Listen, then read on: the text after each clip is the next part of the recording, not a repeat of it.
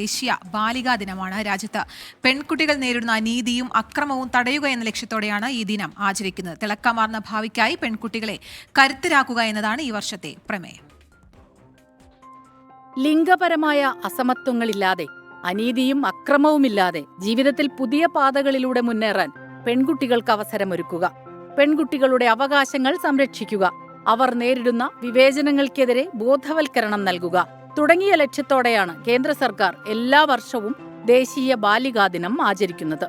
നമുക്ക് മുന്നിൽ മാതൃകയാകുന്ന പെൺകുട്ടികളെ സമൂഹത്തിന്റെ മുഖ്യധാരയിലെത്തിക്കുകയും തടസ്സങ്ങളെ അതിജീവിച്ച് മുന്നേറാൻ മറ്റുള്ളവർക്ക് പ്രചോദനം നൽകാൻ വ്യക്തികളെ പ്രോത്സാഹിപ്പിക്കുകയും വേണം.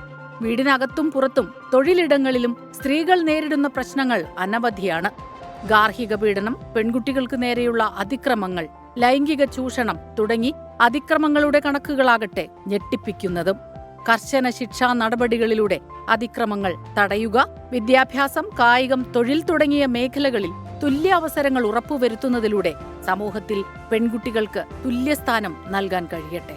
സ്വതന്ത്രമായി ചിറകുകൾ വിരിച്ച് നമ്മുടെ പെൺകുഞ്ഞുങ്ങൾ പറക്കട്ടെ. Research desk 24. അങ്ങനെ സ്വതന്ത്രമായി ചിറകുകൾ വിരിച്ച് പറക്കാനുള്ള സാഹചര്യങ്ങൾ ഒരുക്കുക എന്നുള്ളതാണ് രാജ്യത്തിൻ്റെ, സ്റ്റേറ്റിൻ്റെ കടമ. അപ്പോൾ ആ രീതിയിലാണ് ഈ എല്ലാ വർഷവും ഈ ദിവസത്തിൽ നാഷണൽ ഗേൾ ചൈൽഡ് ഡേ, ബാലികാ ദിനം, ദേശീയ ബാലികാ ദിനം ആചരിക്കുന്നത്. ഒരുപാട് മുന്നിലേക്ക് നമ്മൾ പോയിക്കൊണ്ടിരിക്കുന്നുണ്ട് അല്ലേ അനുജ? കാരണം വികസനം എന്ന് പറഞ്ഞാൽ സ്ത്രീകളുടെ തുല്യത, അവരുടെ വിദ്യാഭ്യാസം, അവരുടെ ആരോഗ്യം, ഇതൊക്കെ ഉണ്ട്. ഒപ്പം തന്നെ ഇനിയും കൂടുതൽ ശക്തി ആർജിച്ച് മുന്നോട്ട് പോകേണ്ടതുണ്ട്.